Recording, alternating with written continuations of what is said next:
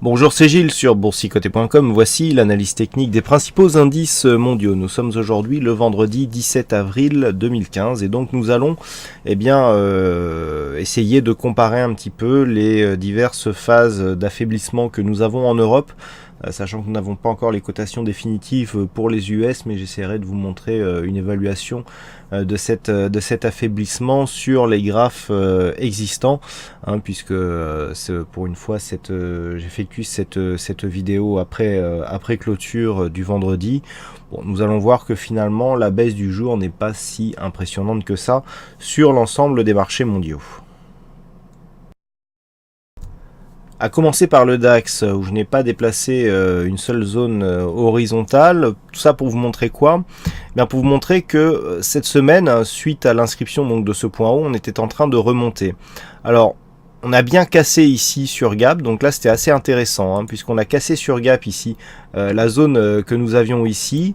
Eh bien, on l'a cassé ici sur un gap. On est venu m'inscrire un nouveau plus haut et puis on est venu combler ce gap sur cette bougie avant de commencer à remonter.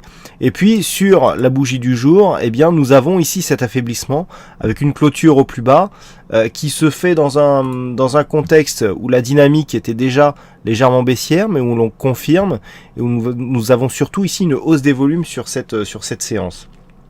Par rapport, je dirais, à cette phase de baisse, on devrait revenir tester ici cette zone des 11 800 points, puisque on est ici sur les 12 000, il n'y a pas de zone intermédiaire, et que le DAX sous-performe un petit peu, le CAC 40. D'ailleurs, la baisse est plus marquée sur le DAX que ce qu'elle ne l'est sur le CAC 40, et donc nous avons ici une phase de baisse qui s'amplifie par rapport au CAC.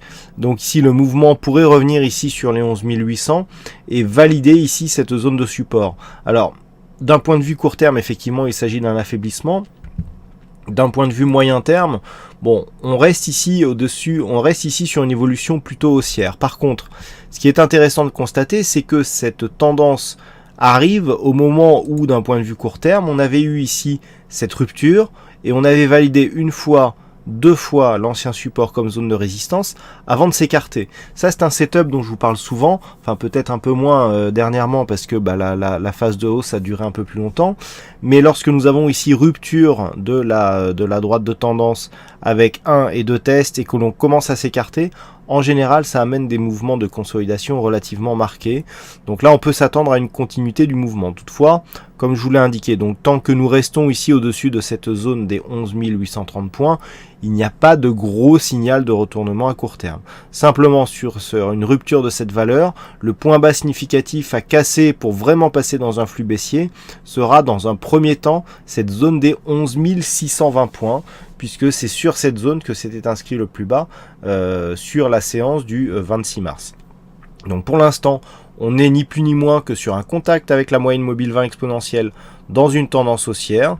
Les indicateurs plaident pour une phase de consolidation technique. On en reste là, il faudrait descendre beaucoup plus bas pour commencer à impulser un mouvement de retournement. Sur le FTSE, on le voit aussi, le mouvement du jour, quelque part, est tout à fait dans la continuité de ce que nous avions précédemment, avec ces phases d'évolution ici en oscillation légèrement haussière. Bon ben voilà, on est venu marquer ici un nouveau plus haut significatif.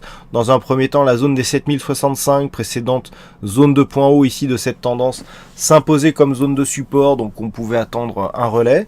Par contre, avec cette bougie qui s'intercale juste entre deux zones horizontales qui étaient déjà identifiées, et bien voilà, on vient marquer ici une phase de consolidation suite à une phase de hausse. Donc là, vu les oscillations que nous avions précédemment, il n'est pas du tout exclu que les cours là aussi continuent à descendre. Du point de vue des indicateurs, on voit le peu de dynamique qui est mise en évidence par le RSI, qui ne va ni dans sa zone de survente ni dans sa zone de surachat. Ici, nous avons un croisement relativement propre du stochastique avec sa ligne de signal, prête à sortir de cette zone de surachat, ce qui constitue un pré-mouvement de retournement. Le MACD, lui, a détecté avec un bon timing le retournement, puisqu'il est baissier depuis hier déjà. Donc là, tout est réuni pour que les cours redescendent au moins sur cette zone des 6875. 75. Tant que l'on ne casse pas cette zone des 6765 points, il n'y a pas de retournement tendance court terme, puisque nous avons toujours dans la continuité des points bas et des points hauts qui sont haussiers. Donc pas de signal de retournement pour l'instant. Il faudrait casser dans un premier temps cette zone des 6764 points, puis marquer un point haut inférieur à celui-ci pour rentrer dans un flux baissier. Sur le S&P 500, qui ne tient compte que de la cotation d'hier, donc du 16, nous sommes dans la continuité. Alors au moment où je vous parle, le S&P 500 en contrat futur cote 2073 points, donc on est quasiment au plus bas de la séance. Voilà, on est à peu près sur ces niveaux-là. Je n'ai pas regardé l'écart qu'il y avait.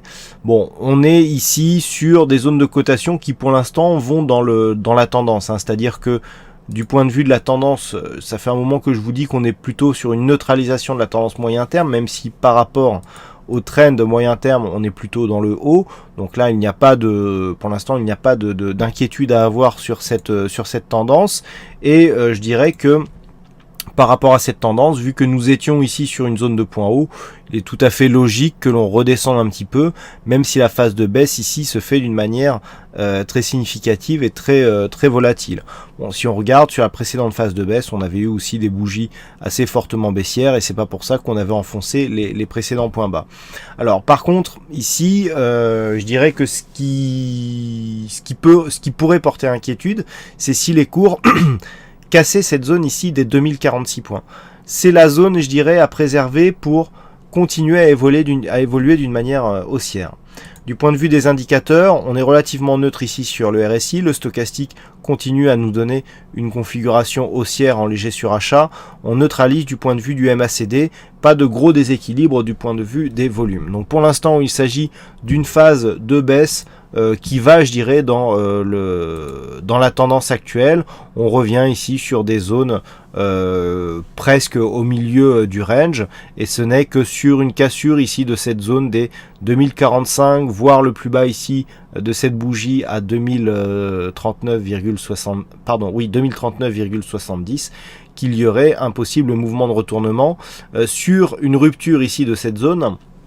Il y aurait deux manières de calculer l'objectif.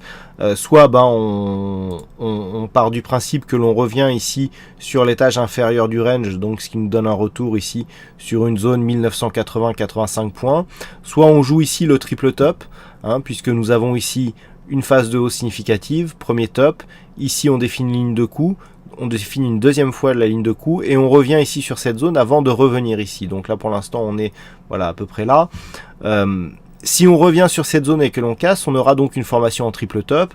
Donc dans ce cas-là, on reporte l'amplitude que nous avons ici entre en gros 2120 et 2040 points, ce qui nous donne 80 points, ce qui nous fait environ 1960.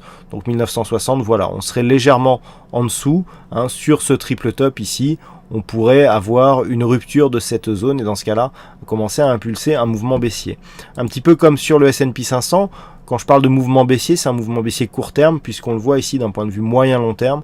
On est encore large et on est encore bien installé ici dans ce trend haussier, puisqu'il faudrait casser ici cette zone de support en noir pour sortir de cette dynamique. Sur le Nasdaq, la configuration est assez similaire par rapport à ce que nous avons sur le S&P 500. On voit bien ici aussi ces trois tops. Bon, simplement le troisième ici un peu moins développé. Au moment où je fais cette analyse, le contrat futur cote 4343 points. Donc on est ici sur cette zone horizontale. Bon, on est dans la continuité ici du mouvement. Le triple top, il est un peu moins bien marqué au niveau ici de ce troisième top. On a toujours une ligne de coup relativement bien définie. Bon, sur cette phase ici de baisse, même si on a cassé légèrement cette zone de support, il faudra voir ce que ça donne déjà en clôture. Et tant que nous n'avons pas ici une rupture de cette zone des 4280 85 points, eh bien il n'y a pas d'inquiétude à avoir sur un éventuel retournement. Si nous avions une cassure de cette zone, eh bien là on aurait effectivement un retournement de la tendance court terme, mais un petit peu comme sur le S&P 500, nous pouvons voir que du point de vue de la globalité de la tendance, on a quelque chose d'assez dynamique qui se tient bien dans cette zone de trend ici, définie sur son point bas par cette zone de support qui se situe actuellement aux alentours des 4140 points. Donc pour l'instant, pas d'inquiétude à avoir, on est toujours dans un trend haussier, même si nous avons ici une petite phase d'affaiblissement court terme. Les indicateurs vont à peu près dans le même sens, on a une neutralisation ici du RSI, le stochastique reste haussier, on n'a pas encore les valeurs du jour, donc la tendance est plutôt haussière, ça devrait s'inverser sur le stochastique. Et idem sur le MACD, les volumes sont, on va dire, relativement équilibrés. Mais je dirais que là, l'alerte viendrait plus d'un franchissement d'une zone horizontale que pour l'instant d'une conjonction d'indicateurs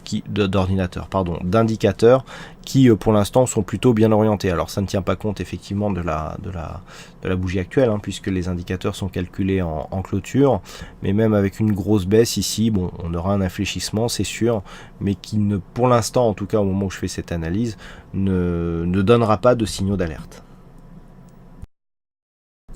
Et enfin sur le Nikkei, là aussi nous sommes toujours sur une phase d'évolution haussière. Alors du point de vue de la tendance court terme ici par rapport à ce trend, eh bien nous avons une évolution qui avait marqué une cassure. Alors on avait tenté une réintégration la semaine dernière, c'est ce que je vous indiquais. Le problème c'est qu'on n'a pas réussi à pousser assez fort sur cette bande de Bollinger supérieure pour qu'elle se réécarte et qu'elle laisse la place pour une amplitude supérieure. On est tout de suite venu ressortir ici de cette zone. Donc là la réintégration est désormais invalidée. On n'a pas repris cette zone d'une manière assez franche et assez puissante, et puis on commence ici à marquer un mouvement d'infléchissement. Donc là l'objectif se situe sur la zone des 19 350 points.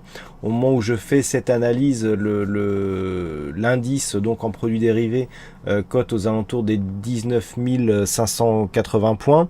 Donc on est on est à peine plus bas ici. Il faudra voir ce que ça donne dans la nuit de dimanche à lundi. Bon, nous sommes là sur des valeurs relativement correctes par rapport à l'évolution actuelle. On n'est pas encore non plus sur une phase qui pourrait impulser un retournement. Et je dirais que même les indicateurs ici, voilà, on avait des divergences qui étaient confirmées par le fait qu'on avait eu une sortie ici de cette zone de trend. La divergence avec un retour ici que l'on peut considérer maintenant comme une retour sous le support comme zone de résistance. Certes on enfonce un petit peu, mais les supports résistance sont des zones et on n'a pas eu de mouvement significatif et de mouvement puissant suite à la réintégration qui marquait, je dirais, cette configuration. Donc là on poursuit ici sur une phase de baisse. Premier élément ici, 19 350 points. Si cette zone était cassée, on pourrait revenir ici sur cette zone des 18 925 points. Mais pour l'instant, nous restons ici, même si nous avons ici une perte de dynamique, donc dans une phase de hausse moins dynamique, moins puissante, certes, mais toujours haussière, puisque nous avons, malgré la sortie ici et la rupture de cette zone de support, un nouveau plus haut, avec une phase de consolidation assez peu marquée. Voilà donc ce que nous pouvons dire sur cette analyse technique des principaux indices mondiaux. Je vous souhaite à toutes et à tous une bonne semaine, bonne chance dans le prochain trade, et on se retrouve donc dès lundi prochain pour d'autres analyses techniques sur le site boursicoté.com.